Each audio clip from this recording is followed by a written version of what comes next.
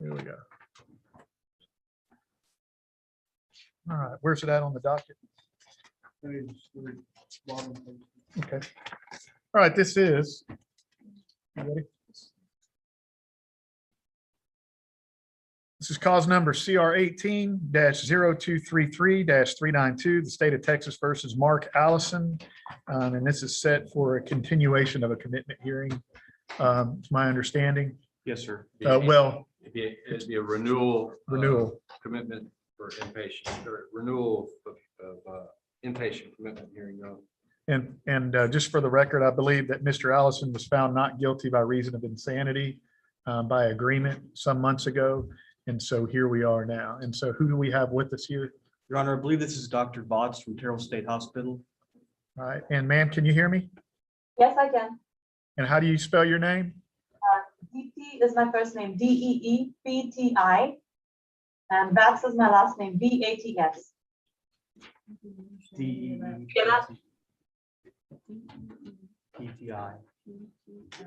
B-A-T-S. Okay. All right. If y'all want to tell me, just, I know we talked about it, but what we're going to do here on the record. Judge, we're going to ask the court to renew or continue Mr. Allison's commitment in Terrell State Hospital under 46C 254 of the Code of Criminal Procedure. Okay. Mr. Schmidt, anything before we get started? Judge, I'm going to be asking that my client be released, and that the physician certificate that I received indicates that my client's no longer a danger to others. Okay. All right. And so I believe it's your burden then by Yes, clear Your and Honor. convincing evidence. Is that correct? Yes, sir. It's a statement called Dr. Botts. All right. Go ahead. Has she been sworn, Judge? No, not yet. Ma'am, can you still hear me? Yes, If I can get you to raise your right hand, please. You solemnly swear or affirm the testimony you're about to give will be the truth, the whole truth, and nothing but the truth, so help you God. yes, I do. You can lower your hand. Go ahead, Mr. Cox. Dr. Botts, could you state your name for the record, please? My name is Deepti Bats, Deepti, D-E-E-P-T-I, Bats, B-A-T-S. And Dr. Botts, how are you employed? I work at Terrell State Hospital. Okay, are you a medical doctor? Yes, Psychiatry, is that your specialty? that's right. Okay, and judge by agreement, I believe Mr. Schmidt's going to stipulate to her education, training, and qualifications. I've been provided those. We'll so stipulate. Dr. Botts, are you familiar with Mark Allison? Yes, for about a couple of weeks, he's been my patient. Okay, and how long has he been there at Terrell State Hospital? He was admitted, I think, earlier this year. Let me tell you the exact. He was in February of 24. Okay, and prior to that, prior to Terrell, he was in Vernon State Hospital, is that correct? That's correct. Okay, and from Vernon, he was transferred to Terrell, and when he arrived in Terrell, he was examined by a Dr. Snook, is that correct? He was initially examined by Dr. Kathleen Ward and then was seen by Dr. Snook on her acute ward. Okay, and Dr. Snook saw him in the intake process there at Terrell, is that correct? That's right. Okay, and then from the intake unit, he then goes to the forensic unit, which is where you are, is that correct? That's correct. Okay, and you've been treating Mr. Allison since he arrived there in the forensic unit, is that correct? Right. Okay. Dr. Botts, is there currently a regimen of outpatient or community-based treatment available for Mr. Allison? We have not set that up yet. That's one of the steps of the discharge when we get to it, but that hasn't been set up for him yet. Okay, what kind of steps do you have to go through before you can put a outpatient treatment plan or community-based treatment plan into action? Right. So for the NGRI patients that we have, once the treatment team thinks that they are stable enough to be discharged back to the community, the first step is to get a risk assessment done, which is done by a consultant psychologist who is not a part of the treatment team. So it's a more objective examination where he looks at records and talks to family members And also the patient has a couple of sessions with him or her and comes up with a risk assessment and assesses their risk basically for violence again and recidivism. So once that risk assessment is done, they have recommendations about how to manage that risk and what would be the best arrangement for the patient for a good outcome. After the risk assessment is complete, we then formulate a plan. Our social worker, Ms. Chandra, she's also here in the room with me. She will formulate an outpatient commitment plan for the patient, which is then submitted to the local mental health authority. In his case, it's the Andrews Center, and they have to look at it, approve it, make sure that everything's in place, after which it's submitted to our committee at the hospital. Our committee consists of the superintendent, a couple of psychiatrists, psychologists, and social workers, where we present his case and make sure they understand that he is ready for discharge, that he doesn't have any symptoms anymore, after which they will either make suggestions for any changes with regards to either medications or disposition plans. And then if it's approved from them, then it goes to court. So there are several steps involved in the process from the time that we actually decide that the patient's ready to be discharged. Okay. Did I miss anything? So Dr. Botch, you stated, I believe at the beginning there, that you don't believe that Mr. Allison is stable enough at this point to be released. Is that correct? Right. I do have a disclaimer. I have known him only for a couple of weeks, which is a very short period of time for me to make a determination. From what I have talked to him about and reading his reports from Vernon, it does seem like we have to still talk about the actual offense and how much he understands that his mental illness played a role in it. We haven't actually had a lot of discussion about that yet. Okay. So Dr. Botch, there is not currently in place an order to receive outpatient or community-based treatment, but if there were at this point and Mr. Allison did not abide by that order, is it likely that he would deteriorate to the point that he would become likely to cause serious harm to another? It's possible. Okay. If there were an order to receive outpatient or community-based treatment, do you feel he would be likely to fail to comply with that treatment order? Yes, I guess I would say that right now. Yeah. Why do you feel that way? Because he has made some statements about medications that they don't really help him as much, and he's not sure if he should be taking them. He's kind of resistant to that idea, is what I understand from the 2 or 3 times that I've spoken to him. Okay, so at this point in time, he does not have a clear factual understanding of his need to take medication. Would that be correct? That's right.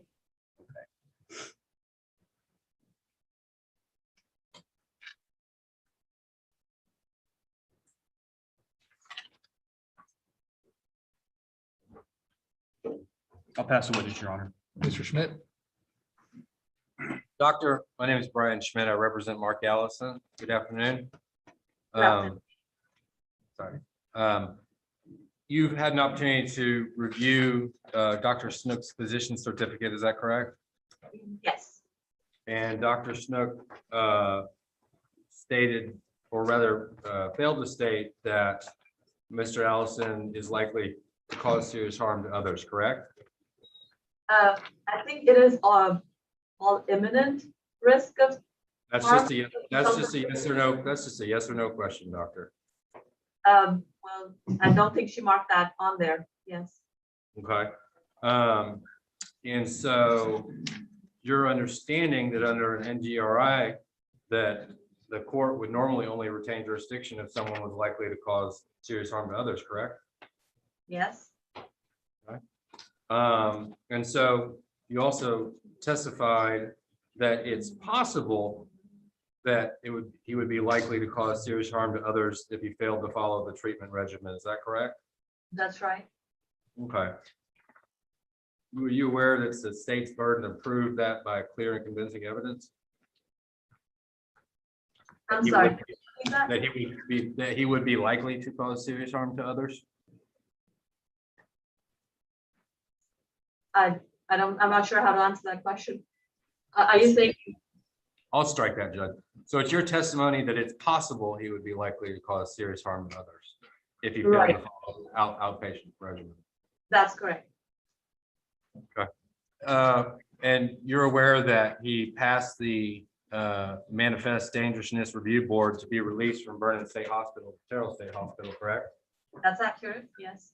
And that's certainly, to be fair, that's an internal determination, just simply that he can go from a maximum security unit to y'all's unit. Right, Right. yes, yes, So he's at least been doing better, correct? yes.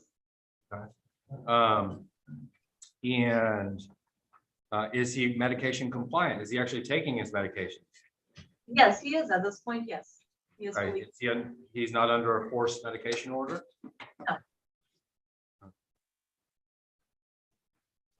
no, he's not. That's the witness. May I, Judge? Dr. Vaughts, you stated, excuse me, Mr. Allison doesn't have a factual understanding of his need to take medication. If he were to be released, would you be concerned that he would not self-medicate?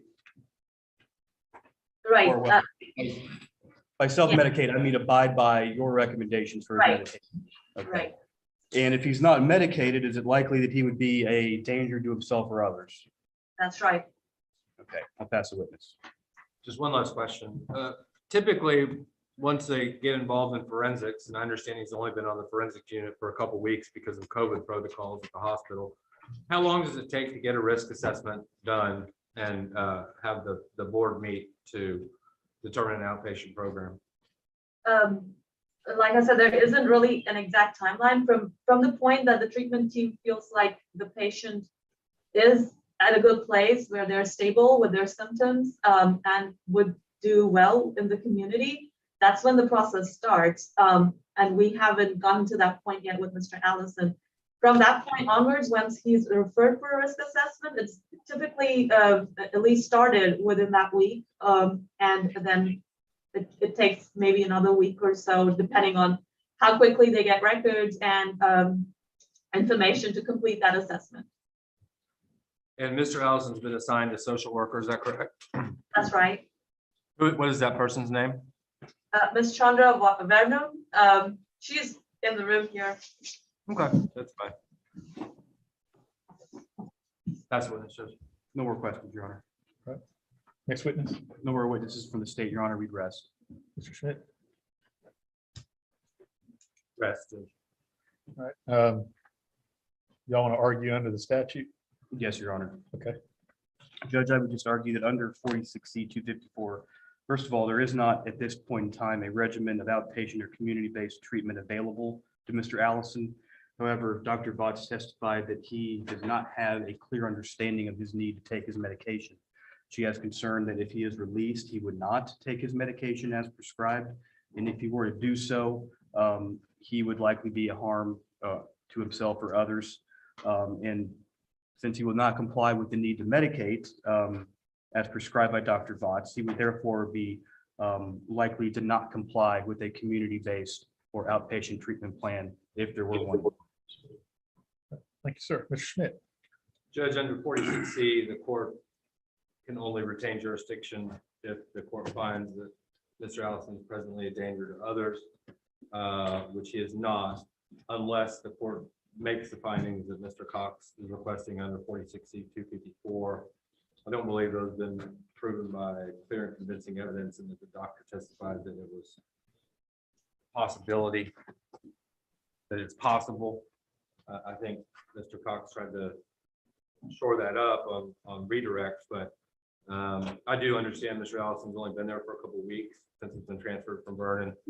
But I would just ask the court that he be released based upon the fact that the elements haven't been met under the code. Thank y'all. Well, first of all, it's, and this is no disrespect to the experts, but it's not their opinion. Their opinion is not the end all say all, it's the courts. Court's also aware of the underlying facts and circumstances of this case. And I believe the doctor did testify, and she said it was likely trying to think of House Counsel. I don't want to put words in her mouth. It's possibly likely. Well, I can't deal in the realm of possibly. And so if I've got an expert saying possible and the court has to make a decision, then the court's going to find by clear and convincing evidence that he is likely to cause serious harm to another. And so is that the finding I needed? Do I need to make another finding for the court to have jurisdiction? I think the other finding, Judge, is that he would be likely. Well, I will tell you, he would be likely to cause serious harm to another if he doesn't follow the treatment, correct? Yes.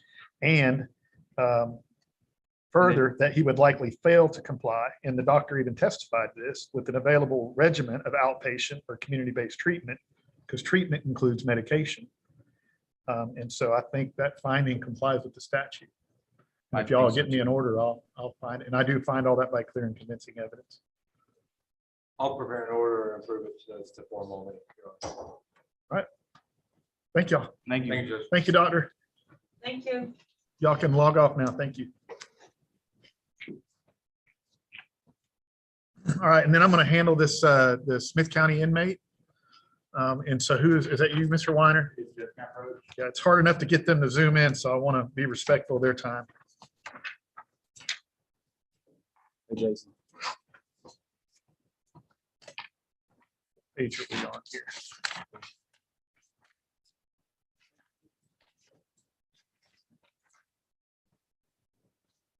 Mr. Baxter, can you hear me? You got me? All right, well, I can't hear you. I think you're muted.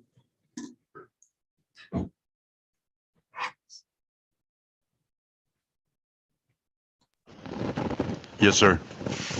Oh, we got you now. All right, this is cause number CR 18-0131-173, the state of Texas versus Jason Baxter, set today on a motion to proceed. Yes, Your Honor, this is a first setting. Still working towards a resolution on this. He also has some business in Smith County, obviously. I know the court customarily will give one setting, one reset, and we're asking for that. I'd also like to find a way to get my client here. I know the court tried, and I think Smith County denied the bench warrant, but I'd like for him to be here in person. So lesson you learn real early on as a judge is just because you order it, don't mean it's going to happen. Sure. It's usually more likely not. Well, here's what I'm going to do. If I can get the state to prepare a bench warrant, I'll reset this to April 13th at 1:30.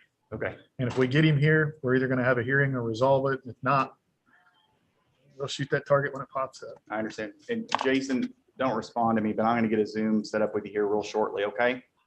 Right. I thought you were Thank going y'all. to be here in person. And you can tell the detention officer they can log off now. Thank you, sir. Thank you, Judge.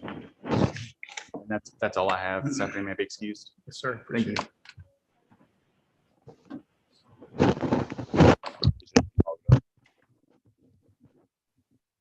All righty. Now, starting here, open announcements.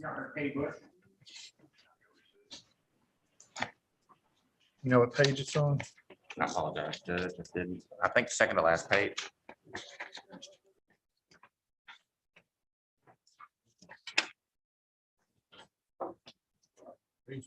All right, this is cause number CR 17-0222-173. The state of Texas versus Katie Bush, set for a motion to proceed. It's set, Your Honor. She was just, I believe, actually just served with her motion to revoke. The state and I have reached an agreement to resolve this. It's going to require her paying off her restitution. She should be receiving her income tax return check here in the next few weeks. So we were going to ask to set out about 30, 45 days. And she has those funds. We should have a plea to present to the court, Your Honor. I thought everybody but me was getting money from the government. So Well, there was a fraud alert on her Okay. account, so all the money's been locked up with the IRS, and she's having to work through those issues. So the money's there, 2 stimulus and 2 tax returns, but they've got to work through a fraud issue that they're dealing with. okay. I say it feels like it, but I'm sure there's people in here that hadn't got anything. So So All right, well hopefully then- within 30, 45 days, that issue's resolved. April 13th, is that enough or do you need May 11th? Thank you, Judge. What time? May 11th at 1:30.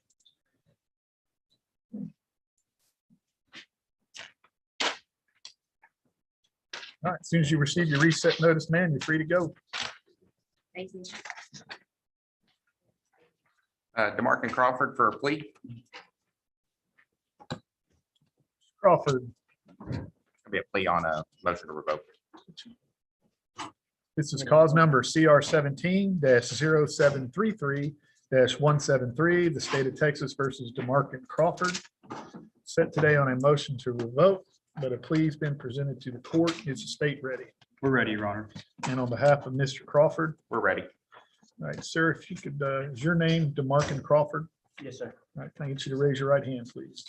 You solemnly swear or affirm the testimony you're about to give will be the truth, the whole truth, and nothing but the truth, so help you God. Yes, sir. Lower your hand. Mr. Crawford, can you read and write the English language? Yes, sir. Are you a U.S. citizen? Yes, sir. If it turns out you're not a U.S. citizen and you enter into this plea bargain with the state, it could have certain negative immigration consequences. Do you understand that? Yes, sir.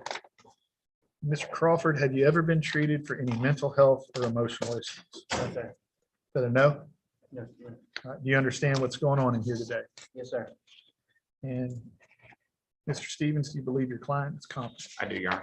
The court's going to find that he is competent.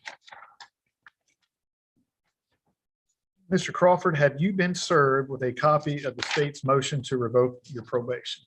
Yes, sir. And has it been longer than 10 days? Yes, sir. Do you need the state to read the counts out loud in the courtroom? No, sir. Do you understand what it is they say you did or failed to do? Yes, sir. All right, and the plea bargain in the case? Your Honor, it's 4 years confinement in TDC with credit for 425 days served. Defendant's going to be responsible for the outstanding balance on his fines, attorney's fees, court costs, and lab restitution. Is that your understanding of the plea bargain, Mr. Crawford? Yes, sir. Is that your understanding, Mr. Stevens? It is, Your Honor. Well, Mr. Crawford, I asked if you could read and write the English language. You told me you could. Showing you this document here, the agreed plea recommendation or sentencing recommendation. Did you read and go over that with Mr. Stevens? Yes, sir. Did you sign it? Yes, sir. Do you have any questions? No, sir. On the back of that, it's your waivers, admonishments, and rights on a motion to revoke. Did you read and go over that with him? Yes, sir. Did you sign it? Yes, sir. Do you have any questions about it? No. Do you have any questions about any of the documents that you went over with Mr. Stevens? No, sir. Well, if you read and went over these with him, I know he explained to you that you have a statutory right to have a hearing in this case. And at that hearing, if the state didn't prove any of those counts true, you'd just be left on probation. You understand that? Yes, sir. However, if they prove at least one of them true, you could do a lot better or a lot worse than this 4 years. Do you understand that? Yes, sir. Do you want a hearing? No, sir. You want to waive your right to a hearing and enter into this plea bargain with the state? Yes, sir. Then I'll ask you, sir, how do you plead to counts 1 through 11 in the state's motion? Are they true or not true? True. And are you pleading true because they are true and for no other reason? Yes, sir. I hear the evidence. Judge I'd offer states one, the defendant's plea of true and stipulation of evidence. No objection. Admitted. State rests and closes. Rest and close as well, Your Honor. All right, Mr. Crawford, and based upon the evidence in your plea of true, the court has enough evidence to find them true and does find them true. The court will follow the plea bargain, revokes your probation, sentences you to 4 years in the Texas Department of Criminal Justice with credit for 425 days as of today, and orders you to pay your current and previous fines, fees, and costs, as well as your restitution. Mr. Crawford, did you get a chance to look at your judgment? And Your Honor, I will state, we did look at the judgment when we were in the jail. The back time was incorrect. I Okay, believe I saw at the bottom there that it does reflect. 425 days. Yes, sir. All right, and so is the name spelled correctly, the charge and the time credit. All right, sir, now that you've been revoked on this probation for a felony, you're now under Texas law ineligible to possess a firearm or ammunition. Do you have any questions about what those are? Because those are legal terms. Look at the document in your plea packet or consult with an attorney. You're now remanded back to the custody of the sheriff for transfer to the appropriate authorities to serve out your sentence. Good luck to you, Mr. Crawford. Thanks. You see, Mr. He already got it. Done. Okay. Okay. That's all I have for the court. Might be excused. Yes, sir, appreciate it. Mr. Head, Motion to revoke. is it a plea? Actually, it's a motion to proceed, Your Honor. Is it a plea? No, sir, Your Honor, it's a first setting. That's fine. I'm just trying to figure out what's plea and what's not. Already said it. This is cause number CR 20-0002-173, the state of Texas versus Colton and McGlone, set for a motion to proceed. Mr. Head. Your Honor, subject to the court's approval, we're gonna ask to reset it 30 to 60 days out. He's making a significant payment today on his arrearage as well as taking a drug test, and we're providing a letter from his employer to the state. We're hoping to clear up a few other matters between now and the next setting. That's fine with the state judge. Okay. May 11th, is that the last day we gave? May 11th, 1:30. So, Mr. McLaughlin, remember, you're still on probation, and have you been served with that copy of the motion to proceed? They come to the jail. Okay. All right, I'll see you on May 11th at 1:30. We're either going to have a hearing that day or resolve it. Thank you, Your Honor. Yeah, wait for me. Open that. And then, Your Honor, I had one other issue. It's actually not on the docket, but we have an agreed order setting a bail on a case. If we could just. Is submit it a that motion to before- proceed? Your Honor, it's not. It's a case that there was a bond forfeiture. At the time of the last setting, we notified the court that he was actually incarcerated on the date of the bond forfeiture. So the failure to appear has now been dismissed. Okay. I And we're got you. just He was in reinstating his prior bond. custody. Yes, sir. That's all I have, Your Honor, if I could be excused. Yes, sir. Thank you. Thanks. Mr. Stevens.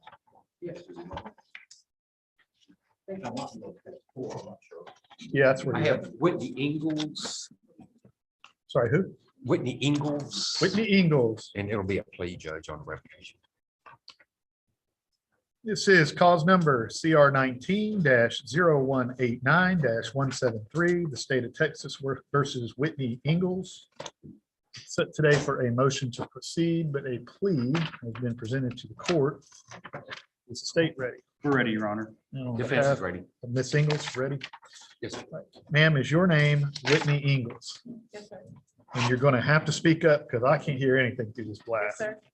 All right, and are you the same person that was originally placed on probation out of the 173rd District Court back in October of 2019? Yes, sir.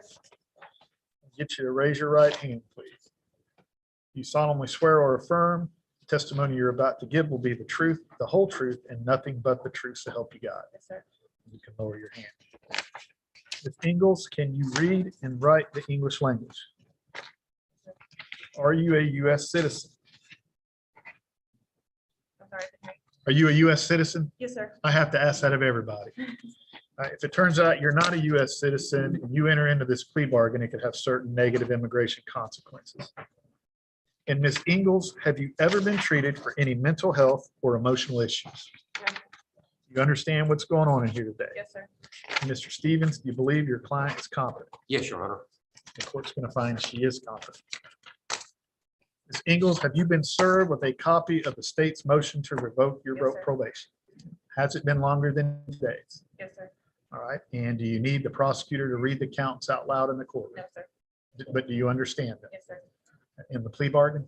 Your Honor, it's 6 months confinement in a state jail felony facility with credit for 180 days, plus the outstanding balance on our fines, attorney's fees, and court costs.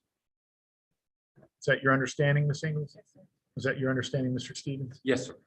Ms. Ingalls, you told me you could read and write the English language. I'm going to go over a document with you. It's the agreed sentencing recommendation. Did you read and go over that with Mr. Stevens? Yes, sir. And did you sign it there on the Yes, front? sir.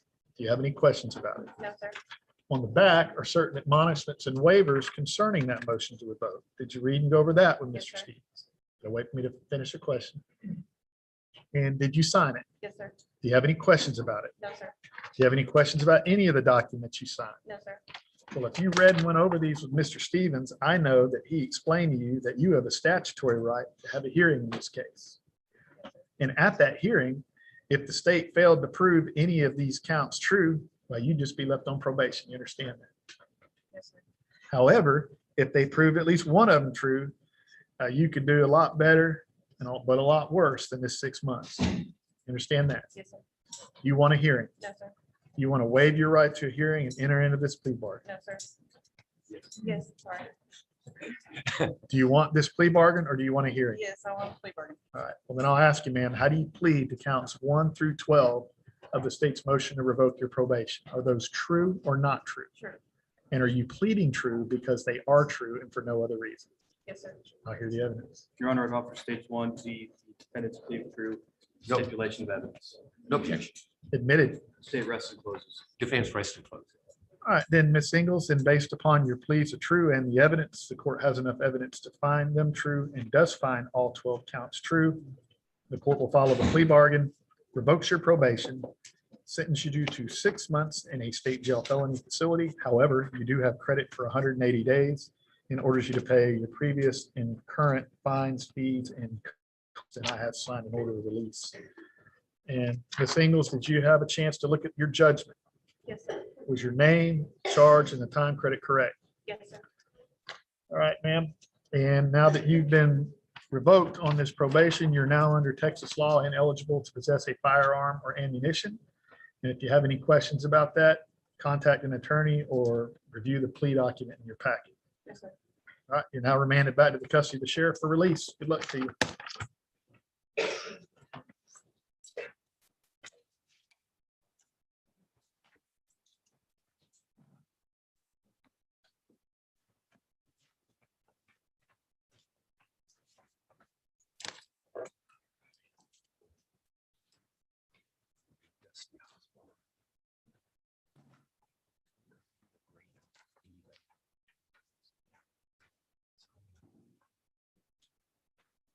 What you got now?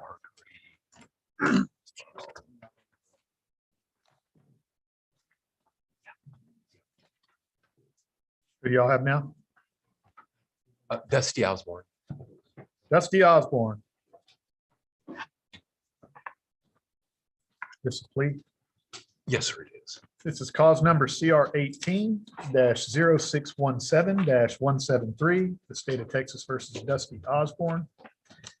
Set today for a plea. Is the state ready? We're ready, Your Honor. And on behalf of Mr. Osborne, Ready. sir, is your name Dusty Osborne? And are you the same person that was originally placed on probation out of the 173rd back in July of 2019? Yes, sir. And get you to raise your right hand the best you can, sir. You solemnly swear or affirm the testimony you're about to give will be the truth, the whole truth, and nothing but the truth, so help you God. Yes, sir. You can lower your hand. Mr. Osborne, can you read and write the English language? Yes, sir. Are you a U.S. citizen? Yes, sir. It turns out you're not a U.S. citizen and you enter into this plea bargain with the state, it could have certain negative immigration consequences. Do you understand that? Yes, sir. And Mr. Osborne, have you ever been treated for any mental health or emotional issues? No, sir. Do you understand what's going on in here today? Yes, sir. And Mr. Stevens, do you believe your client is competent? Yes, sir, I do. The court's going to find that he is competent. Mr. Osborne, have you been served with a copy of the state's motion to revoke your probation? Yes, sir. And has it been longer than 10 days? Yes, sir. Do you need the state to read the counts out loud here in the courtroom? No. Do you understand them? Yes, sir. And the plea bargain? Your Honor, it's 10 years confinement in TDC. The defendant has 304 days credit as of today's date. Will be responsible for the outstanding balance on his fine, attorney fees, and court costs. Is that your understanding, Mr. Osborne? Is that your understanding, Mr. Stevens? Yes, sir. Mr. Osborne, a few minutes ago, you told me you could read and write the English language. I'm going to show you this document here. On the front side is the agreed sentencing recommendation. Yes, sir. Did you read and go over that with Mr. Stevens? Yes, sir. And did you sign it? Yes, sir. Did you read and go over the back? Yes, sir. And did you sign it? Yes, sir. Do you have any questions about it? No, sir. Do you have any questions about any of the documents you signed? No, sir. Can I have a copy of my, I'm sure the clerk can get you a copy. And then if you read and went over these with Mr. Stevens, I know he explained to you that you have a statutory right to have a hearing in this case. And at that hearing, if the state failed to prove any of these counts true, you just be left on probation. You understand that? yes, sir. However, if they proved at least one true, you could do a lot better or a lot worse in this 10 years. You understand that? Yes, sir. Do you want a hearing? You want to waive your right to a hearing and enter into this plea bargain? Maybe you can Plea pose the bargain. question. Do you want a hearing or do you want the plea bargain? Plea bargain. All right, then I'll ask you, sir, how do you plead to counts 2 through, is it? There's 9 counts, but I don't know if that's 9 total. Or 2 through 9 of the state's motion to revoke your probation. Are those things true or not true? Yes, sir. True. Are they, and are you pleading true because they are true and for no other reason? Yes, sir. I hear the evidence. Your Honor, I'd offer stage one defendant's plea of true stipulation of evidence. No objection. Admitted. Rest and close. Rest in close.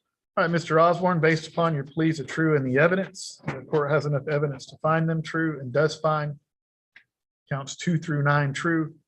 The court will follow the plea bargain, revokes your probation, sentences you to 10 years in the Texas Department of Criminal Justice with 304 days credit, and orders you to pay your new and previous fines, fees, and costs. Mr. Osborne, did you have an opportunity to review your judgment? Your thumbprints on there? Is your name, the charge, and the time credit correct? All right, sir, now that your probation has been revoked, you are now under Texas law ineligible to possess a firearm or ammunition. If you have any questions, there should be a document in your plea packet, or consult with an attorney. You're now remanded back to the custody of the sheriff for transport to the appropriate authority to serve out your sentence. Good luck.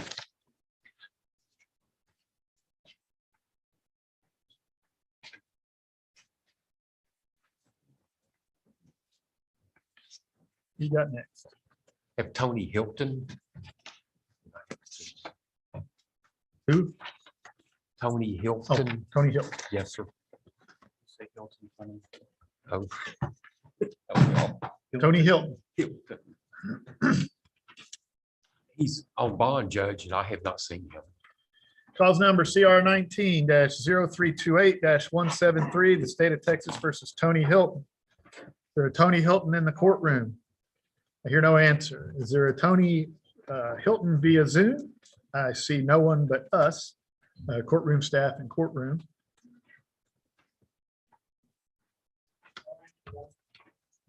State moves for bond forfeiture. Granted, capious issue, he'll be held with no bond. And I'm going to tentatively keep this on the docket for April 13th, see if we can get him. Who you got next? Last one will be Montana Tucker, Your Honor. Is this a writ? Yes, sir. Two different ones. I started putting them all on one now, but I didn't before that. These are cause numbers CV 21-0097 and 0098-173, both styled ex parte Montana Clay Tucker. Set today for a writ seeking bond reduction. Is the applicant ready? You ready, Phil? Yes, sir, I'm ready. And a state? Yes, Your Honor, we're ready. All right, and are we going to hear testimony from your client for the limited purposes of bail? Yes, Your Honor. Mr. Tucker, if you can raise your right hand the best you can. You solemnly swear or affirm the testimony you're about to give will be the truth, the whole truth, and nothing but the truth, so help you God. Know your hand, Mr. Stevens. Thank you, Your Honor. Please state your name for the record. Montana Tucker. In Montana, how long you been in jail now? About 2 months. About 2 months. Okay. And you're being held on 2 charges. Is that correct? One is a burglary of a building. Okay. And that's a $30,000 bond. You haven't been able to post that, correct? Correct. And the other is a possession of a controlled substance, should be less than a gram. Yeah. And that's an $8,500 bond. And also you haven't been able to post those bonds. Correct. Do you have any money in any banks or other institutions to pull from to post these bonds? No, right now. Do you have any property you could sell upon or mortgage to help post the bonds? No. Okay. And if the judge were to reduce the bonds and you were to get out, where would you live? On my edge of Mayback and Eustis. Do you have transportation? Yes. Be able to get to and from the courthouse? Yes. Okay. And who would you be living with? My family. Your family? Yeah, we got 30 acres out there. Okay. And how about employment? I think you told me you work construction. Is that Yeah, correct? Yeah, I got a job when I get out. Okay. And who's that working with? Michael Graham. Michael Graham. Okay. Have you been in touch with Michael Graham to confirm that you really have this job? Not in the last couple of weeks or whatever, but I mean, just, since I got, I said, just get a hold of him. And I got it. Okay. Now, also, you told me something just as you came up here. Someone in your family sick, I think you told me. No. They're trying to swallow my left chest. I can't hear what it. Oh, yeah, I remember. Yeah. And also, you have medical condition, correct? Yeah. That you need to seek medical treatment on? Yeah. Okay. And have you sought medical treatment through the jail? Yes. Okay. And have you received any treatment through the jail? Yeah, I mean, I have set up for surgery on Tuesday. Surgery through the jail system on Tuesday? Yeah. Is that correct? Okay. Are you asking the judge to reduce these 2 bonds, roughly each of them in half? If he did that, would you be able to post bond? Yes, I should be able to. Okay. And then if you post a bond, you wouldn't be in the jail for your surgery, right?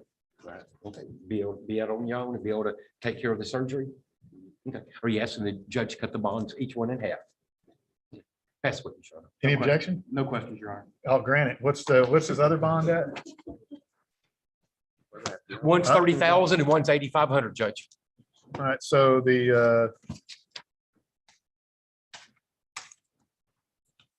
which one's 9.7? Which charge is that? 9.7, Your Honor, is the PCS. And that's the 8,500. Oh, I see it now. So I'm just gonna set them both at 4,000. All right, Judge. It Thank just you, makes sir. it easier. Save the taxpayers a bunch of money.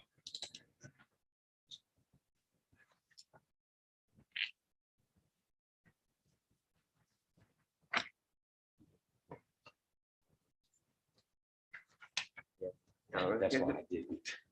Yeah.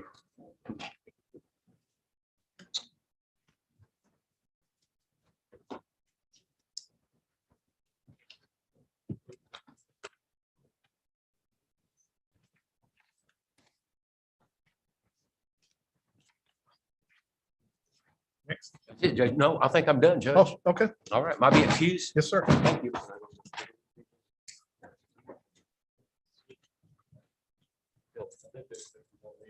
Mr. Schmidt, Page 4, I'm sorry. for the plea or recess. We're just gonna be recess, proposed recess. Hefner, Noel Hefner. Come on up.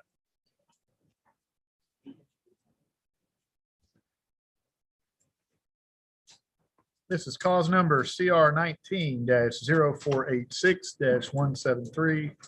State of Texas versus Noel Hefner. Set for a motion to revoke first setting, and y'all just asking for another setting. Judge, I was just retained within the last couple of weeks, and Ms. Hefner, frankly, if we had a hearing, the max the court could give us was 2 years TDC, the least you could give us 2 years TDC. So Mr.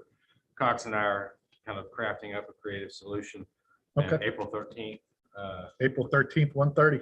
Sir, Ma'am, have you been served with a copy of the state's motion to revoke? Okay, we'll see you in April at 1:30. April 13th.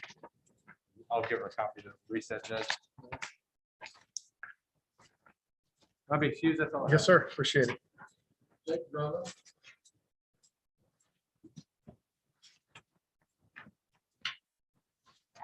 Plea or recess? I'm sorry. Plea or recess? Oh, please, Judge.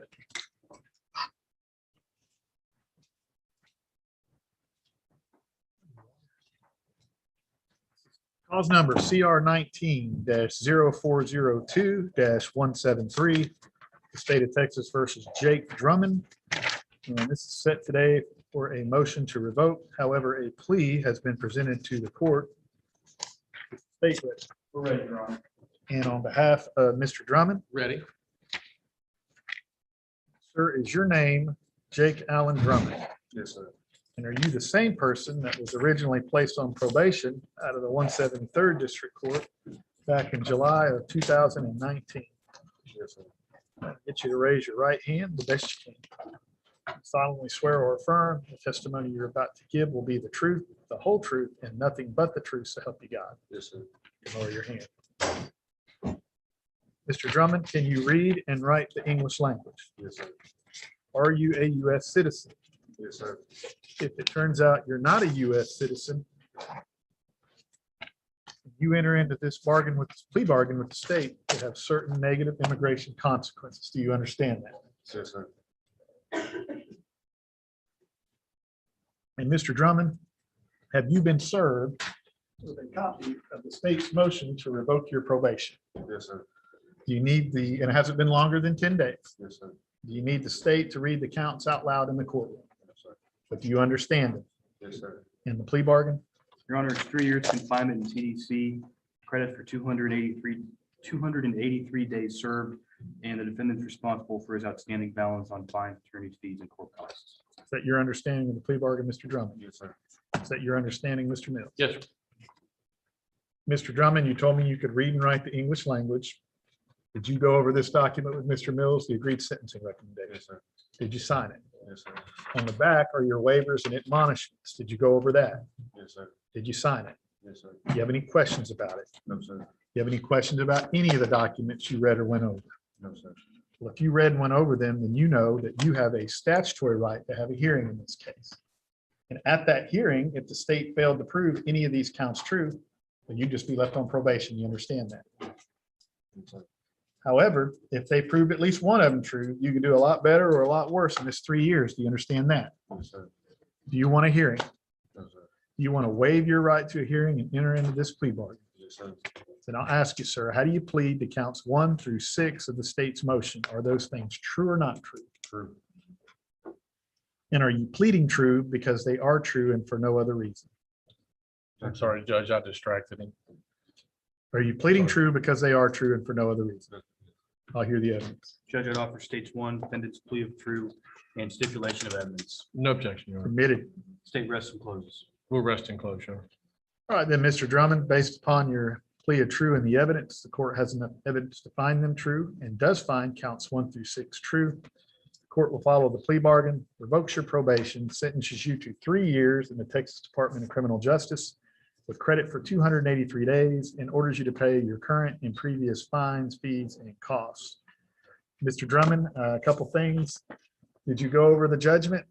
Have you looked at that? Yes, sir. Is your name, the charge, and the time credit correct? Yes, sir. I think he's already printed. Or has. Nope. And finally, Mr. Drummond, now that your probation's been revoked for this felony, you're now under Texas law and eligible to possess a firearm or ammunition. If you have any questions, there's a document in your plea packet that you can consult with an attorney. You're now remanded back to the custody of the sheriff for transport to TDCJ to serve out your sentence. Good luck, sir. I forgot that. There wasn't in there for some reason. Removed that.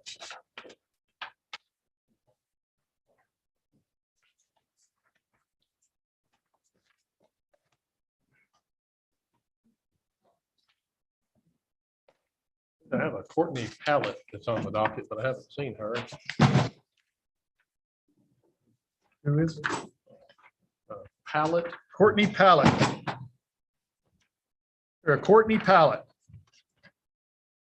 Cause number CR 19-0063-173, the state of Texas versus Courtney Pallet.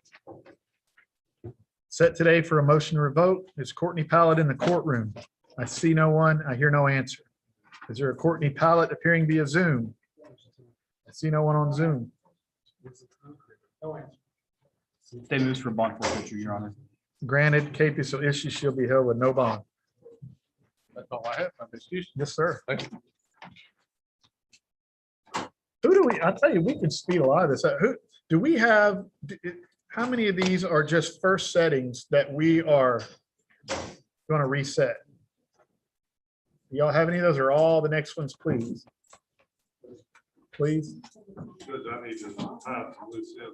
Okay, I'm trying to get out of here by 4:30, so I was trying to speed it up a little bit. But, okay, that's fine. I'll just keep rolling. We're making good progress. What's that? I think we're making good progress. Oh, yeah, yeah, absolutely. All right, let's see. Yes, Mr. Castleberry. Yes, Danny Burnett, page 1, usually page 1.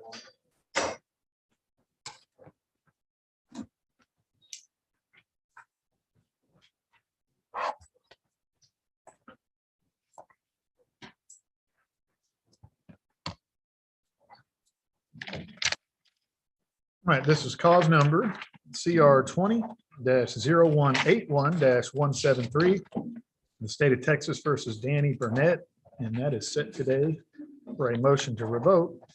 However, a plea has been presented to the court. Is the state ready? Yes, Your Honor, we're ready. And on behalf of Mr. Burnett, I'm just ready, Judge. sir, is your name Danny Burnett? Well, yes, sir. And are you the same person that was originally placed on probation back in August of 2020 in the 173rd District Court? Yes, sir. I can get you to raise your right hand the best you can. You solemnly swear or affirm the testimony you're about to give will be the truth, the whole truth, and nothing but the truth, so help you God. I do. You can lower your hand. Mr. Burnett, can you read and write the English language? Yes, sir. Are you a U.S. citizen? Yes, sir. If it turns out you're not a U.S. citizen and you enter into this plea bargain with the state, it could have certain negative immigration consequences. Do you understand that? Yes, sir. And Mr. Burnett, have you ever been treated for any mental health or emotional issues? No, sir. You understand what's going on in here today? Yes, sir. And Mr. Castleberry, do you believe your client's competent? I do, Your Honor. And the court's going to find that he is competent. Mr. Burnett, have you been served with a copy of the state's motion to revoke your probation? Yes, sir. Has it been longer than 10 days? Yes, sir. All right, the plea bargain? Your Honor, it's 9 months confinement in the state jail felony facility with credit for 20 days served. And that he'll be responsible for his outstanding balance on fines, attorney's fees, court costs, and lab restitution. Mr. Burnett, is that your understanding of the plea bargain? Yes, sir. Mr. Castleberry? It is, Your Honor. Right, Mr. Burnett, you told me you could read and write the English language. I'm going to show you this document. On the front is the sentencing recommendation. Did you read and go over that with your attorney? Yes, sir. And did you sign it? Yes, sir. On the back are certain admonishments and waivers concerning your motion to revoke. Yes, sir. Did you read and sign that? Yes, sir. Do you have any questions about it? No, sir. Do you have any questions about any of the documents you went over with Mr. Castleberry? No, sir. Well, if you read and went over those, I know he explained to you that you have a statutory right to have a hearing in this case. And if the state failed to prove any of those 6 counts true, well, you'd just be left on probation. You understand that. Yeah.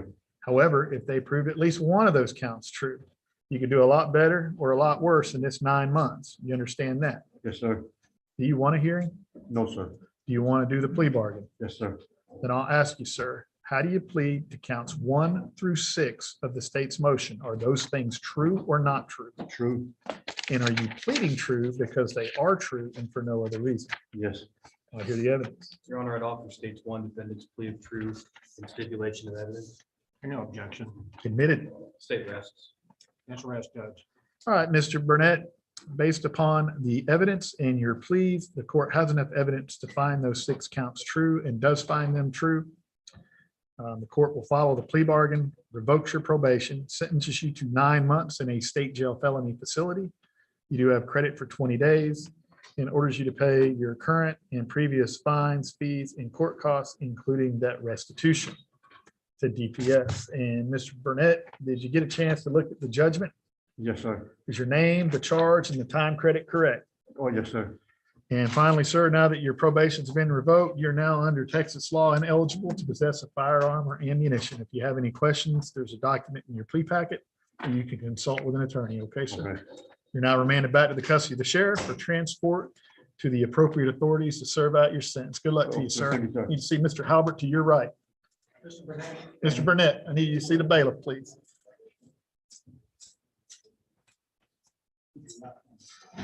Sean Toller. Then I have Sean Toller, Your Honor. Yes. This one, we're abandoning that one count.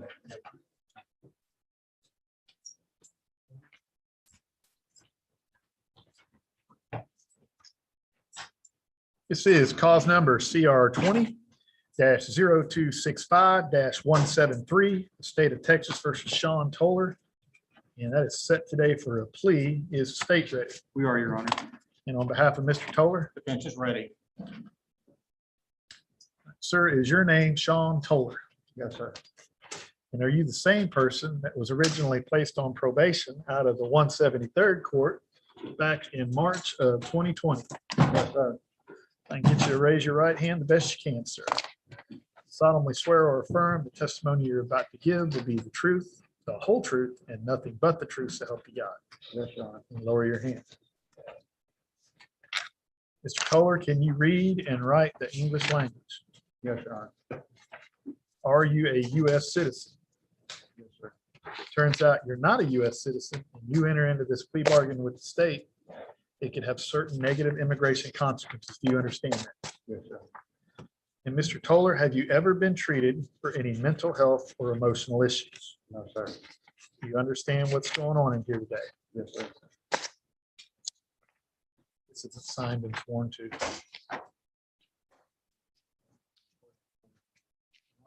They haven't been signed or sworn to. You didn't sign and swear to these. Oh, you didn't stamp it? Okay. That's all right. Just want to make sure. Got where I was. Competence. Yeah. You understand what's going on here? Yes, sir. Lost my place. All right, Mr. Castleberry, do you believe your client is competent? I do, Your Honor. The court's going to find that he is competent. Mr. Toller, have you been served with a copy of the state's motion to revoke your probation? Yes, Your Honor. Has it been longer than 10 days? Yes, Your Honor. And do you need the prosecutor to read that motion out loud here in the courtroom? No, sir. Do you understand the counts? Yes, sir. And the plea bargain? Your Honor, it is 12 months confinement in the state jail felony facility with credit for 210 days served. He's responsible for his outstanding balance on fines, attorney's fees, and court costs. Also, Your Honor, we are abandoning count number 2 in the motion. 1 and 2 or just 2? Just 2. Okay. Count 2 alleges a new offense that is unindicted, and Mr. Castleberry and I have been unable to reach a resolution in this case. It would also wrap up that one, so we're just going to leave it pending. All right. All right. Is that your understanding of the plea bargain, Mr. Toller? Yes, Your Honor. Is that your understanding, Mr. Castleberry? It is, Judge. Mr. Toller, you told me you could read and write the English language. Yes, sir. I'm going to show you this document. On the front side is the sentencing recommendation. Did you read and go over that with Mr. Castleberry? Yes, Your Honor. Did you sign it? Yes, sir. Do you have any questions about it? No, sir. On the flip side of that is certain admonishments and warnings concerning your motion to revoke. Did you read and go over that? Yes, sir. And did you sign it? Yes, sir. Do you have any questions about it? No, sir. Do you have any questions about any of the documents that you went over with Mr. Castleberry? No, sir. Well, if you read and went over these, I'm sure he explained to you that you have a statutory right to have a hearing in this case. And at that hearing, if the state failed to prove any of these counts true, you'd just be left on probation. You understand? Yes, sir. However, if they proved at least one true, you could do a lot better or a lot worse than this 12 months. You understand that? Yes, Your Honor. Do you want a hearing? No. Do you want the plea bargain? Yes, sir. Then I'll ask you, sir, how do you plead to count 1 of the state's motion to revoke? Is it true or not true? True. And furthermore, how do you plead to counts 3 through 13? Are those true or not true? True. And are you pleading true to those counts because they are true and for no other reason? Yes, Your Honor. I hear the evidence. Your Honor, I'd offer states 1, defendant's plea of true and stipulation of evidence. No objection, Your Honor. Admitted. State rests and closes. Defense rest opposed. All right, Mr. Toller, based upon the evidence in your pleas of true, the court has enough evidence to find them true and finds counts 1 as well as counts 3 through 13 true. The court will follow the plea bargain, revokes your probation, sentences you to 12 months in a state jail felony facility with credit for 210 days, and orders you to pay your previous and current fines, fees, and costs. Mr. Toller, did you get a chance to look at the judgment in your case? Yes, Your Honor. Is your name, the charge, and the time credit correct? Yes, sir.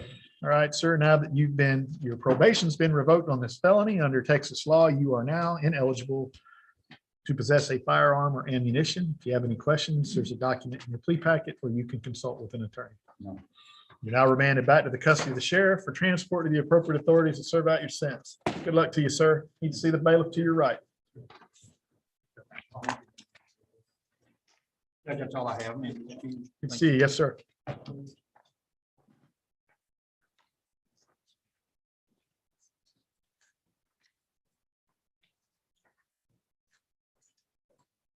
Ms. Paul Haber. It looks like on page 1. I'll give you a little break between hearings. You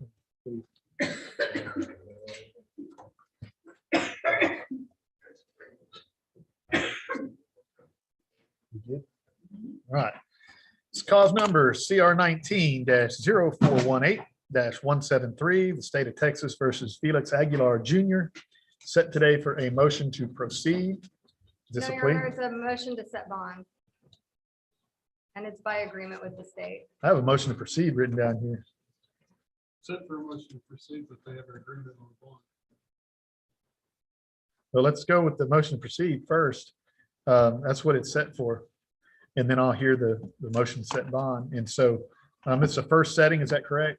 Yes, Your Honor. All right. And so Mr. Aguilar, on a first setting, I always give you a little time to get ready, but we either resolve it or we have a hearing on the second setting. I don't give thirds, you understand? All right. Have you been served with a copy of the state's motion to proceed? Yes, sir. All right. Then I'm going to reset this to April 13th at 1:30. And then for the record, a defendant is entitled to a bond on a motion to proceed. I don't set them when I sign the capias because I want to bring them in court and lay eyes on them before we set a bond. And so we have an agreement. Yes, Your Honor. You should have a copy of the order in the file that has the prosecutor's signature on it.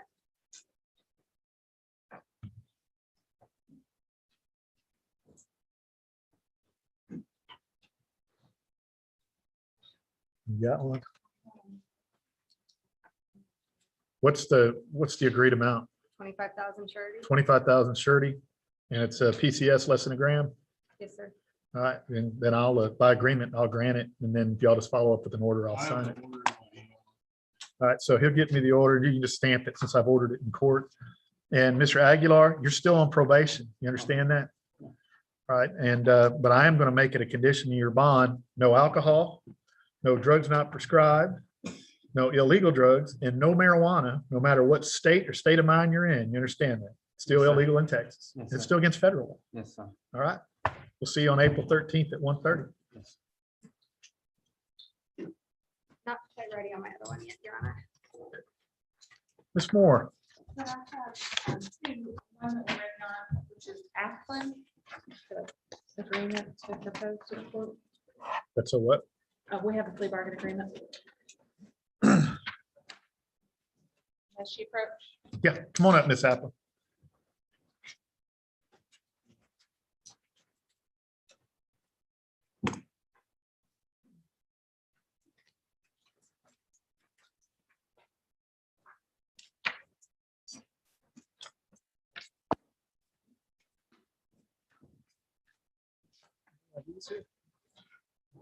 Like me?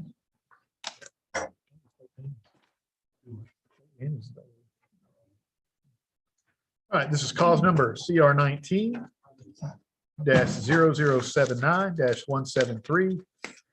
State of Texas versus Wendy Rachel Applin, and set today for a motion to proceed that a plea has been presented to the court. Is the state ready? We are, Your Honor. And on behalf of Ms. Applin, We're present, ready, Your Honor.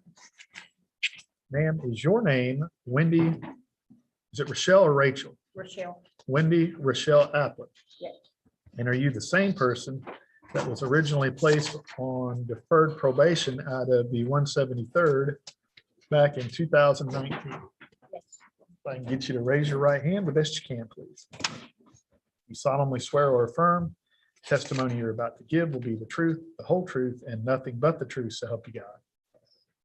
Yes. Lower your hand. Ms. Applin, can you read and write the English language? Yes. Are you a U.S. citizen? Yes. It turns out you're not a U.S. citizen and you enter into this plea bargain with the state.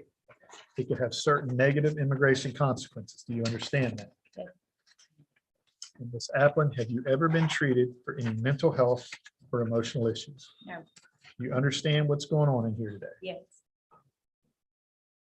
And Ms. Moore, do you believe your client's competent? I do, Your Honor. The court's going to find that she is competent. Ms. Applin, have you been served with a copy of the state's motion to proceed in your case? Yes, And has it been longer than 10 days? yes, You need the prosecutor to read the counts out loud here in the courtroom. No. So you understand what your chart or what they say you did or didn't do to violate your probation. Yes. All right, in the plea bargain, Your Honor, it is 9 months confinement in the state jail felony facility with credit for 48 days served. Defendant responsible for her balance on fine, attorney's fees, court costs, and lab restitution. Additionally, Your Honor, the state is going to abandon count number 1. Like in that plea with Mr. Castleberry, it is a new unindicted offense that we were not able to wrap up. is that your understanding of the plea bargain, Ms. Applin? Is that your understanding, Ms. Moore? it is, Your Honor. Well, Ms. Applin, a few minutes ago, I asked if you could read and write the English language. You told me you could. I'm going to show you this document, the agreed sentencing recommendation. Did you read and go over that with Ms. Moore? Yes, And did you sign it? yes, On the back are certain waivers and admonishments concerning your motion to proceed. Did you read and go over that with her? yes, And did you sign it? yes, Do you have any questions about it? no, Do you have any questions about any of the documents that you went over related to this plea? no, sir. Well, if you read and went over these documents with Ms. Moore, I know she explained to you that you have a statutory right to have a hearing in this case.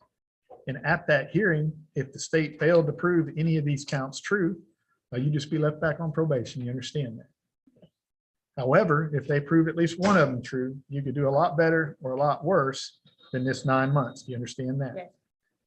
Do you want a hearing? Do you want to do the plea bargain? Yes. Then I'll ask you, ma'am, how do you plead to counts 2 through 10 of the state's motion? True or not true? True. All of them true? Yes. And are you pleading true because they are true and for no other reason? Yes. I'll hear the evidence. Your Honor, I'd offer stage 1, plea of true and stipulation of evidence. No objection. Admitted. Rest and close. Your Honor, we'd rest with us. Ask the court to follow the plea bargain. All right, Ms. Applin, then based upon the evidence and your pleas, the court has enough evidence to find them true and does find counts 2 through 10 true. The court will follow the plea bargain, revokes your probation, sentences you to 9 months in a state jail felony facility with credit for 48 days, orders you to pay your restitution as well as your current and previous fines, fees, and court costs. And Ms. Applin, did you have an opportunity to review the judgment in your case? Yes. Was your name, charge, and the time credit correct? Yes. All right, ma'am, and just a couple more things. Now that you have been revoked on this felony probation, you are now under Texas law in I need to back up. And ma'am, I also find you guilty of that state jail felony offense of possession of a controlled substance. And so now that you've been found guilty and convicted of that, you are now under Texas law ineligible to possess a firearm or ammunition. If you have any questions, refer to the document in your plea packet or consult with an attorney. You're now remanded back to the custody of the sheriff for transport to the appropriate authorities to serve out your sentence. Good luck. See Mr. Halbert to your right.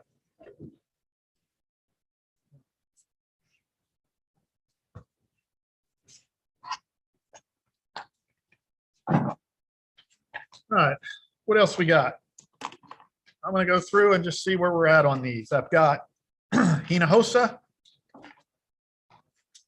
Nicholas Shockley,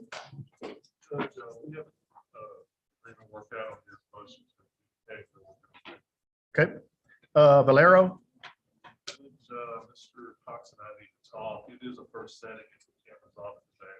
okay. Let's see.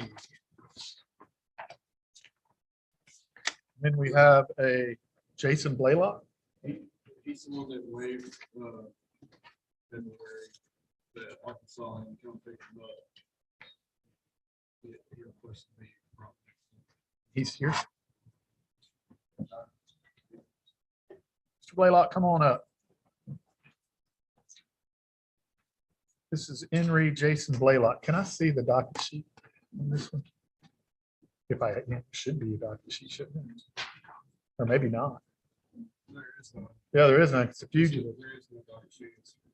And so, Mr. Blaylock, let me put, I'm not going to ask you anything other than some basic questions. Let me put you under oath. You solemnly swear or affirm the testimony you're about to give will be the truth, the whole truth, and nothing but the truth, so help you God. I do. Your Honor. All right. I'm sure you know, but you're gonna have to refresh my memory. When did we have a hearing on, or when did you first appear?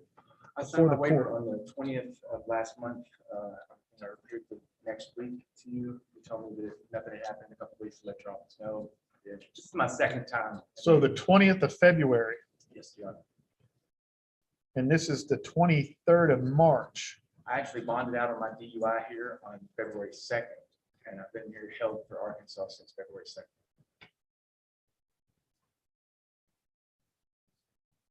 What do you want me to do? I'd like to be released. On December the 30th, they withdrew the warrant and let me go. I've been trying to get interstate contact. They don't even know who my parole officer is there. So if you could let me have enough time to handle it, I'm going to actually take a trip back to Arkansas because I'm tired of getting locked up. But here's the thing that's always a little weird is that you're not even being held in this state. The only reason that I have jurisdiction to hear this is because I'm a magistrate and you have a constitutional right to a writ of habeas corpus. And so basically, I just have to determine whether or not holding you against your freedom would be unconstitutional at this point. And so I'm going to find that it is. And so I'm going to order you released and I'll sign a release from I'll confinement. get an order. I'll get ordered. Thank you, Your Honor. Yes, sir. Now, I can't let you run out the door. You gotta go back to the jail and out process, but That's okay. you probably want to get some different clothes I'm on. gonna give away all my stuff. If I let you go in those clothes, you'll be picked up again real quick. Oh, yeah.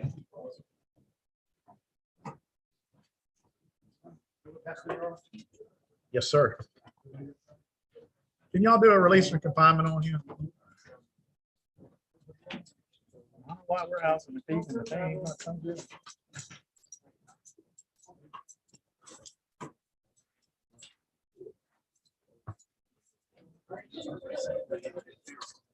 I'll release him. Yeah, which one? I'm like, I'm not messing around with Arkansas. What's that fugitive's name?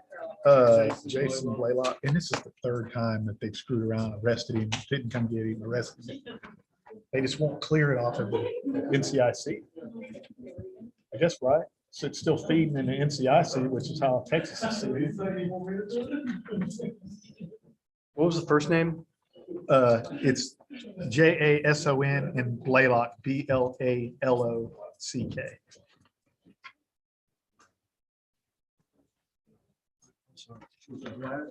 We used to be able to talk behind here, but with the glass, you know.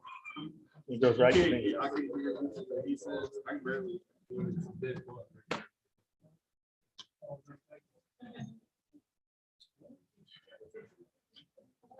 So you got Wayne over here talking so loud.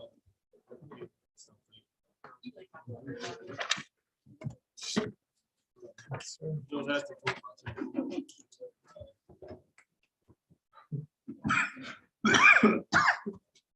Uh-oh. Allergies.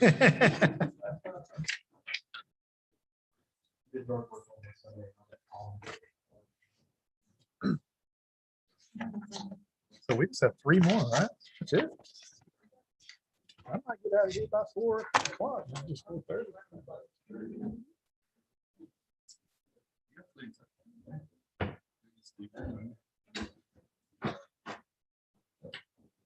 Well, Steve needed to talk to Danny. Danny's in here.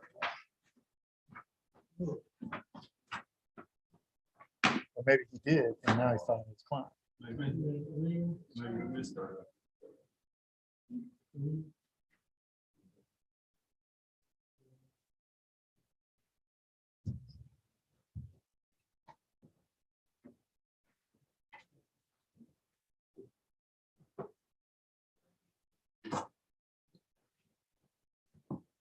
Did you talk to Steve already?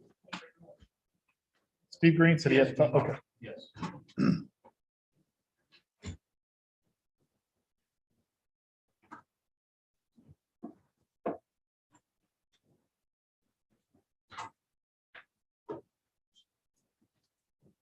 I'll take about 15 minutes, 10 minutes. So y'all let me know when we got all the paperwork ready. I'll do them all.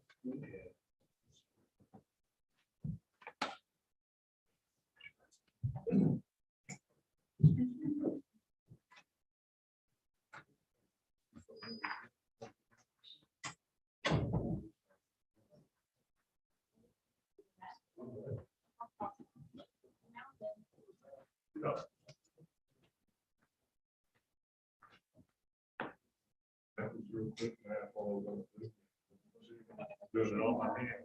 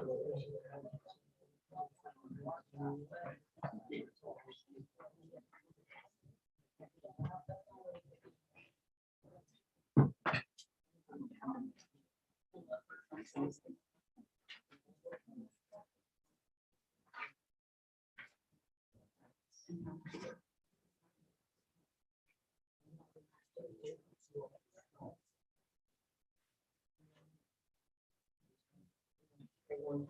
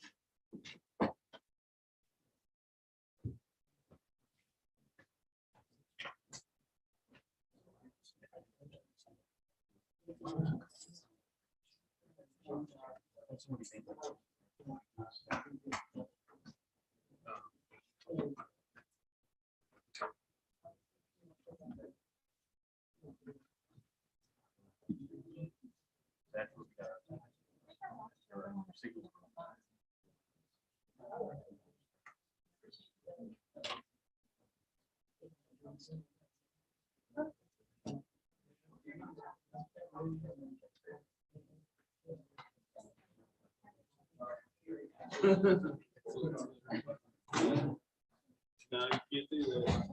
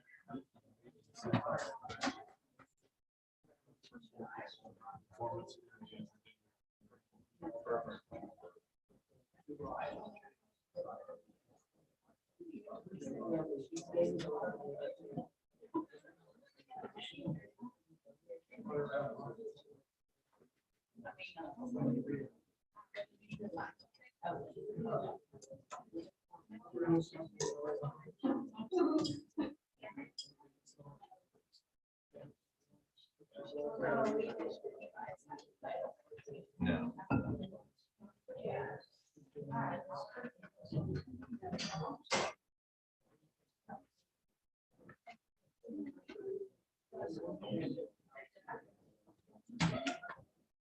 Y'all good? We got anything ready?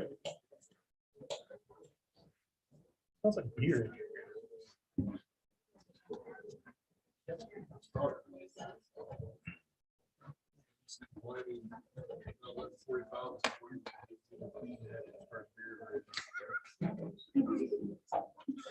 He's a little late getting it to it today.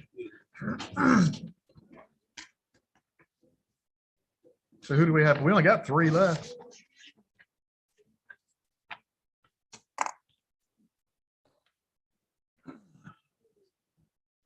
I'm going to call John Scott, going to the VA for the first time tomorrow. So I gave him some pointers. So then you've been leaving benefits on the tables for years. Yeah, he's a Desert Storm vet. So.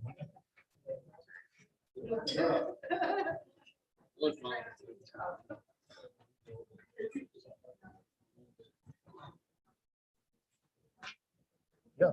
There's plenty more people worse off. I don't know about them.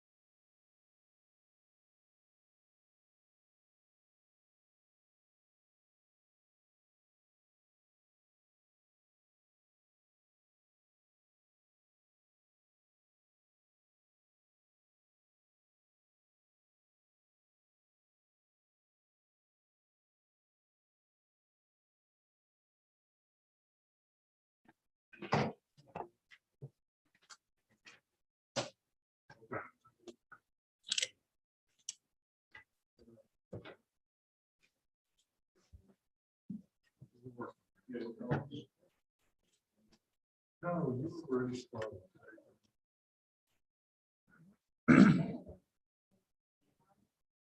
You ready? Who's first? Sherry, you ready? Well, I saw Miss Fallhaber standing there, so I didn't know who was my. No, I'm not ready. Sorry.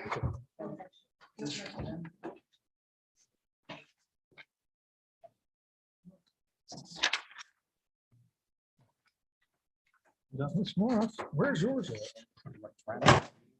Page 3. Which one is it? Joshua Reed. I don't know why I already had that one crossed off. I thought we only had 3 left. Okay. All right, here we go. This is cause number CR 19-0427-173, the state of Texas versus Joshua Rima. Set today for a motion to proceed, but a plea has been presented to the court. Is the state ready? We're ready, Your Honor. And on behalf of Mr. Rima, We're present, ready, Your Honor. sir, is your name Joshua Douglas Rima? And are you the same person that was placed on probation out of the 173rd District Court Yes, sir. back in September of 2020? Yes, sir. I'm gonna need you to speak up just a little bit because Yes, sir. I can hardly hear of it. All right. If I can get you to raise your right hand the best you can. You solemnly swear or affirm the testimony you're about to give will be the truth, the whole truth, and nothing but the truth, so help you God. Yes, sir. You can lower your hand. Mr. Rima, can you read and write the English language? Yes, sir. Are you a U.S. citizen? Yes, sir.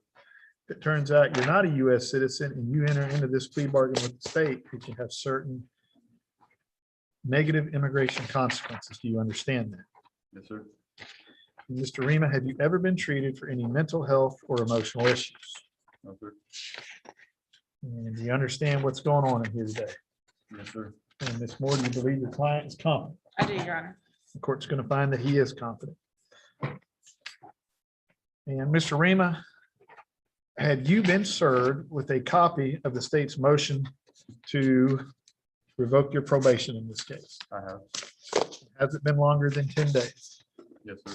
And do you need the prosecutor to read the motion out loud here in our courtroom? No, sir. But do you understand the counts Yes. in the plea bargain? Your Honor, it's 9 months confinement in a state jail felony facility. Credit for 126 days served. Defendants responsible for outstanding balance on fines, attorney's fees, and court costs. And the state's going to ask the court to consider a unindicted bail jumping from July 13th of 2020 and an unindicted state jail possession of a controlled substance from October 24th of 2020. Is that your understanding of the plea bargain, Mr. Rima? Yes, sir. And is that your understanding, Ms. Moore? It is, Your Honor. Well, Mr. Rima, a few minutes ago, you told me you could read and write the English language. I'm showing you the document here. It's the agreed sentencing recommendation. Did you read and go over that with Ms. Moore? Yes, sir. Yes, And sir. did you sign it? Yes, sir. On the back are certain admonishments and waivers concerning your motion to revoke. Did you read that and sign it? Yes, sir. Do you have any questions about it? No, sir. Do you have any questions about any of the documents that you signed related to this plea bargain? No, sir. Well, if you read and went over those documents with Ms. Moore, I know that she explained to you that you have a statutory right to have a hearing in this case. And at that hearing, if the state failed to prove any of these 12 counts true, well, you'd just be left on probation. You understand that? Sir. If they didn't, if you had a hearing Yes. and the state couldn't prove any of these 12 counts to the court, you'd be left on probation. You understand that? Yes. Now, you may be in jail in these other cases, but you'd be left on probation. You understand that? Yes. All right. And if you were to have a hearing and the court found at least one of them true, you can do a lot better or a lot worse than this 9 months. Do you understand that? Yes. Do you want a hearing? No, sir. Do you want to go on with the plea bargain? Yes, sir. And I'll ask you, sir, how do you plead to counts 1 through 12 of the state's motion to revoke? Are those, I'm sorry, how do you plead to counts 2 through 12? Are those things true or not true? True. And are you pleading true because they are true and for no other reason? Yes, sir. I hear the evidence. Your Honor, I'd offer states one, the defendant's plea of true and stipulation of evidence. No objection. Admitted. Rest and close. Your Honor, we'd rest and close and ask the court to follow the plea bargain. And Mr. Rima, then based upon your plea of true and the evidence, the court has enough evidence to find counts 2 through 12 true and does find them true. The court will follow the plea bargain, considers those 2 unindicted cases in sentencing you. and revokes your probation, sentences you to 9 months in a state jail felony facility with credit for 126 days, and orders you to pay your previous and current fines, fees, and costs. And a few other things, Mr. Rima, before we go. Have you had an opportunity to review the judgment in your case? Was your name, the charge, and the time credit correct? And sir, now that you've been revoked on this felony probation, you are now under Texas law ineligible to possess a firearm or ammunition. If you have any questions about that, there's a document in your plea packet, or you can consult with an attorney. You're now remanded back to the custody of the sheriff for transport to a state jail felony facility. Good luck. Need to see the bailiff to your right. Your Honor, that's all I have. Excuse me. Till tomorrow. See you.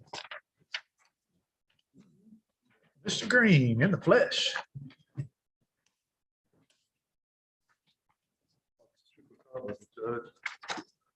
Used to coach a baseball team named the Chupacabras. Sir? Used to coach a baseball team named the Chupacabras. Nobody knew how to spell it.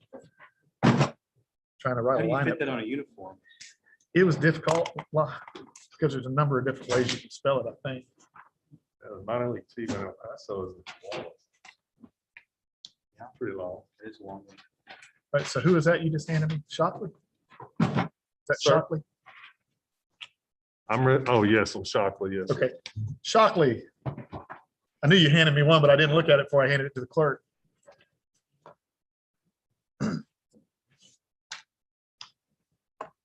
All right, this is cause number CR 20-0512-173.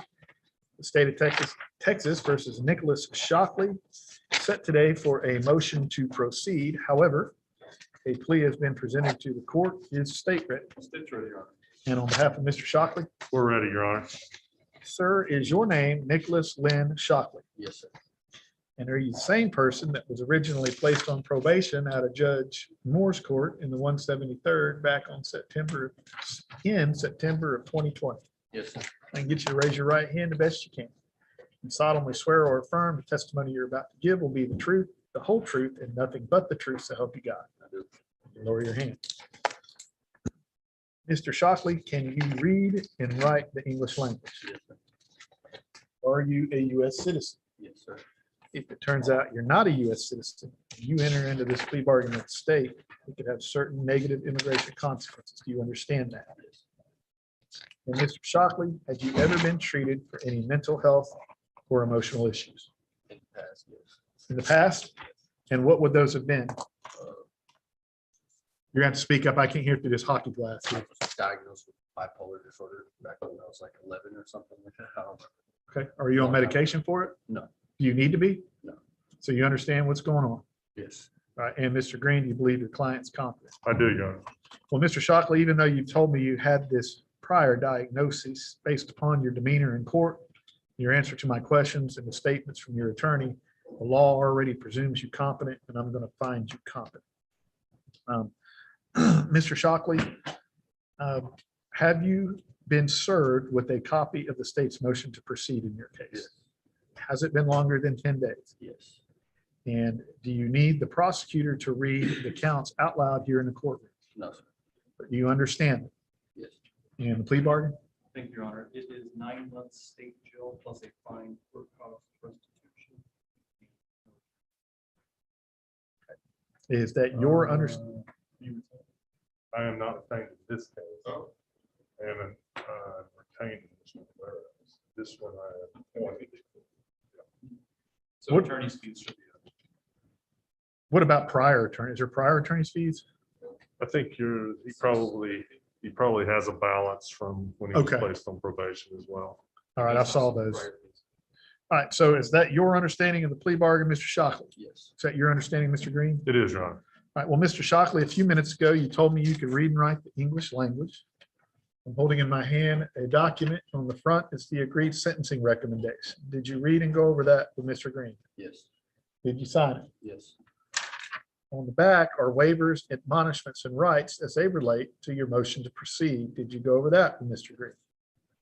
You got to answer out loud. You got to write Yes. it down. And did you sign it? Yes, sir. Do you have any questions about it? No, sir. Do you have any questions about any of the documents that you and Mr. Green went over related to this plea? No, sir. Well, if you read and went over those with him, I know he explained to you that you have a statutory right to have a hearing in this case. And at that hearing, if the state didn't prove any of these counts true, you'd just be left on probation.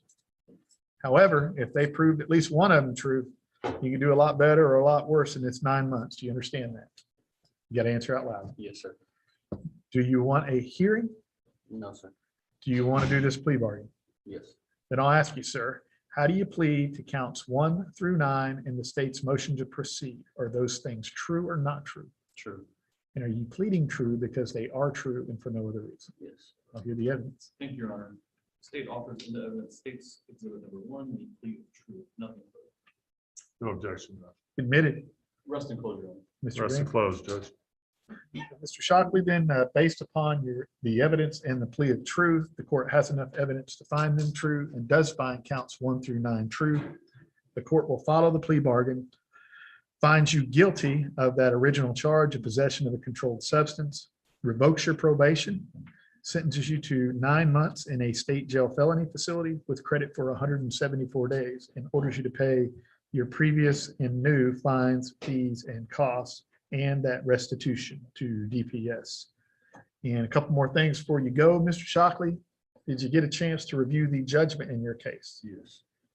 Was your name, the charge, and the time credit correct? Yes.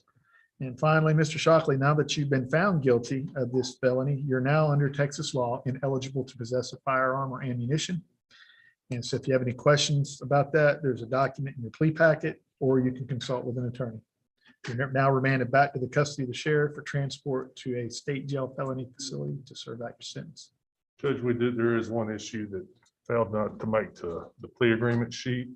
Mr. Shockley has a state jail possession of controlled substance that is unindicted, that the state of Texas has agreed that they will not prosecute him on. And I just confirmed That's that. correct, and I'm just pulling this statement right now, and she can close that out without grand jury action. Y'all just wanted that on the record? Do you want me to do something? Judge, I just wanted it on the record that Okay. Mr. Cox and I agreed that for the part of the plea agreement that Mr. Shockley will not be prosecuted on that case. Then the court finds that even though it wasn't annotated on the sentencing recommendation, that as part of the plea agreement, it wasn't 1245, which could matter later down the road, but that the state agreed not to prosecute him on his pending unindicted case in exchange for his plea of true today. Thank you, Your Honor. All right. You go. All right, Mr. Shockley, good luck to you. You need to see the bailiff. Sorry about that, Judge. That's all I right. missed it when you went through the plea agreement the first time, and I got thinking about it. I wanted to make sure that got on there. All right, last but not least, Jamie Valero. Well, not last, we still have Monica Hinojosa.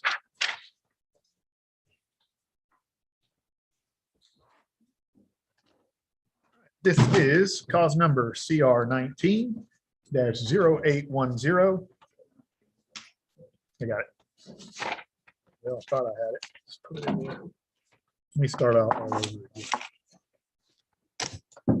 It's its cause number CR 19-0810-173, the state of Texas versus Jamie Valero, set today on a motion to proceed.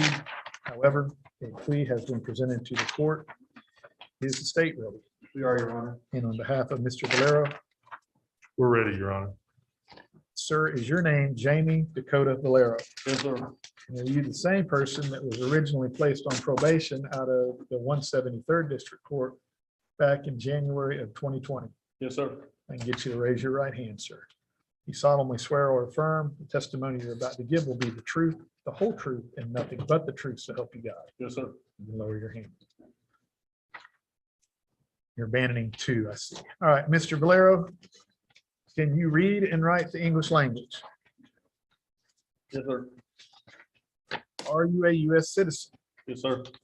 If it turns out you're not a U.S. citizen and you enter into this plea bargain with the state, it can have certain negative immigration consequences. Do you understand that? Yes, sir. Mr. Valero, have you ever been treated for any mental health or emotional issues? No, sir. You understand what's going on in here today? Yes, sir. Mr. Green, do you believe your client's competent? I do, Your Honor. The court finds that he is competent. Mr. Valero, have you been served with a copy of the state's motion to proceed in this case? Yes, sir. And has it been longer than 10 days? Yes, sir. And do you need the prosecutor to read the counts out loud? No, sir. But do you understand what they say you did or failed to do? Yes, sir. Plea bargain? Your Honor, it's 3 years confinement in TDC with 276 days credit. Defendant's responsible for the outstanding balance on his fines and court costs. Additionally, the state is asking the court to consider CR 20-670-173, which is forgery. Additionally, the state is going to abandon count 2, which alleges a new offense, so we were not able to resolve as a part of this plea. Is that your understanding of the plea bargain, Mr. Valero? Yes, sir. Is that your understanding, Mr. Green? Judge, I would just add, and I did speak with Mr. Cox this afternoon, and he agreed on behalf of the state of Texas to agree that should Mr. Valero be prosecuted for a controlled substance offense dated September 26, 2020, the state of Texas will not seek a consecutive sentence in that case, should he be convicted and sentenced. That's correct, Your Honor. That's count 2 in the indictment or in the motion that we're abandoning. Okay, and so I'll just place it on the record. It's my understanding that in exchange for his plea of truth on 4 counts, that the state, should they prosecute and successfully convict the defendant on a PCS case dated the 26th day of September 2020, that in any prosecution of that case, they would not seek to stack any sentence against this case that he's sentenced for. That's correct. Yes, sir. Okay, so that's on the record. All right, so with that, Mr. Green, that's your understanding? Yes, sir. Mr. Valero, a few minutes ago, you told me you could read and write the English language. I'm going to show you this document here. On the front side is the agreed sentencing recommendation. Did you read and go over that with Mr. Green? Yes, sir. And did you sign the bottom there? Yes, sir. On the back, certain waivers, admonishments, and rights concerning your motion to proceed. Did you read and go over that with Mr. Green? Yes, sir. And did you sign it? Yes, sir. You have any questions about it? No, sir. You have any question about any of these documents you signed related to the plea? No, sir. Well, if you read and went over those with Mr. Green, I know he explained to you that you have a statutory right to have a hearing in this case. And at that hearing, if the state were unable to prove any of these counts true, you'd just be left on probation. You understand that? Yes, sir. However, if they proved at least one of them true, you could do a lot better or a lot worse than this 3 years. Do you understand that? Yes, sir. Do you want a hearing? No, sir. You want the plea bargain? Yes, sir. Then I'll ask you, sir, how do you plead to counts? Or let me ask you it's this way. How do you plead to count 1 of the state's motion to proceed? True or not true? True. And as far as counts 3 through 5, are those true or not true? True. And are you pleading through true to counts 1 and 3 through 5 because they are true and for no other reason? Yes, sir. Now hear the evidence. Your Honor, it offers stage 1 defendants prove true in stipulation of evidence. No objection, John. Admitted. State rests. We rest closed, John. All right, Mr. Valero, then based upon your pleas of true, the court has enough evidence to find them true and does find count 1 true, as well as counts 3 through 5 true. The court will follow the plea bargain, find you guilty of the underlying offense of assault, family violence, a 3rd-degree felony. The court in punishing you has considered CR 20-0670-173 and revokes your probation, sentences you to 3 years in the Texas Department of Criminal Justice with credit for 276 days, and orders you to pay your current fine and court costs and your prior attorney's fees and court costs. And a couple more things before you go, Mr. Valero. Did you get an opportunity to review the judgment adjudicating guilt? Yes, sir. Was your name, charge, and the time credit correct? Yes, sir. And finally, sir, now that you've been found guilty of that felony, you're now under Texas law ineligible to possess a firearm or ammunition. If you have any questions about that, there's a document you can refer to in your plea packet, and you can consult with an attorney. You're now remanded to the sheriff for transportation to TDCJ to serve out your sentence. Good luck to you, sir. You see Mr. Halbert. Yes, sir. Just on my business. Good to see you.